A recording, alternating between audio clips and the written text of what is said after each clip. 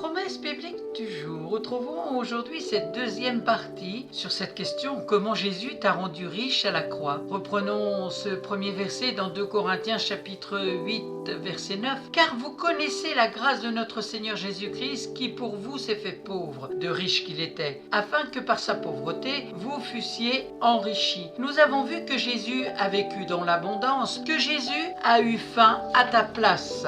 Aujourd'hui, voyons, Jésus a eu soif à ta place et Jésus s'est dénudé à ta place. Dans Apocalypse chapitre 7 verset 16, il est écrit: ils n'auront plus faim, ils n'auront plus soif, et le soleil ne les frappera point, ni aucune chaleur. Jésus a eu soif à ta place. Jean chapitre 19 verset 28, après cela, Jésus, qui savait que tout était déjà consommé, dit, afin que l'écriture soit accomplie: j'ai soif. La soif est la sensation plus ou moins vive de sécheresse de la bouche et des muqueuses du pharynx liées à un besoin de l'organisme en eau. Et lorsqu'elle n'est pas étanchée, la déshydratation peut parfois affecter les fonctions cognitives. Étant né de nouveau, tu dois savoir que Jésus a déjà pourvu pour ta soif à la croix. Quel que soit le domaine dans lequel tu éprouves une quelconque soif, sache que ce qu'il te faut pour étancher cette soif se trouve à la croix. La responsabilité te revient donc de le saisir par la foi en tournant ton regard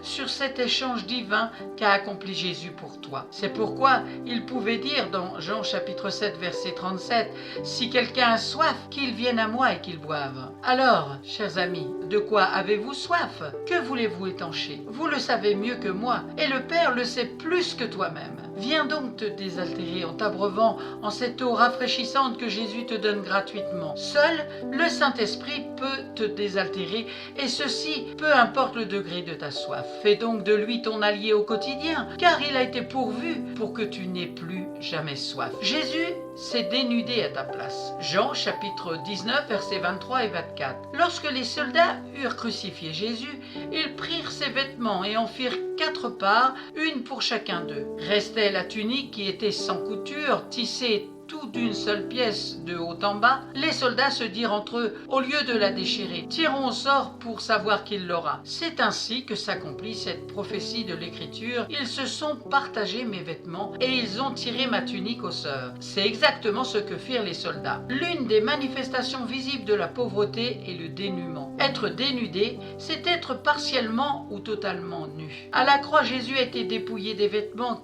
qui recouvrait son corps.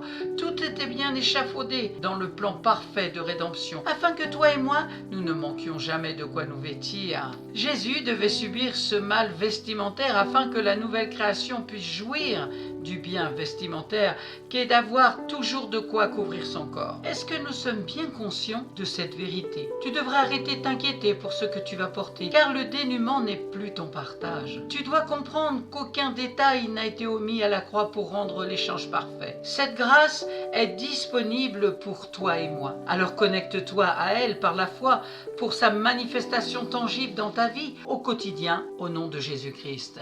Tu dois comprendre que Jésus a véritablement subi à notre place la pauvreté totale. Il avait manqué de tout. Même le tombeau dans lequel il a été mis après sa mort appartenait à une autre personne, c'est-à-dire Joseph d'Arimathée, comme nous le révèle dans Matthieu chapitre 27 verset 60, et le déposa dans le tombeau tout neuf qu'il s'était fait tailler pour lui-même dans le roc. Puis il roula un grand bloc de terre devant l'entrée du tombeau et s'en alla. En résumé, tu dois retenir que Jésus a enduré totalement ta pauvreté à la croix afin que tu puisses partager son abondance. Le Père te donne cette assurance dans 2 Corinthiens chapitre 9 verset 8, et Dieu peut vous combler de toutes sortes de grâces afin que, possédant toujours en toutes choses de quoi satisfaire à tous vos besoins, vous ayez encore en abondance pour toute bonne œuvre. Alors, chers amis, la pauvreté n'est plus votre partage. Accepte cette parole et intègre cette vérité dans ta vie.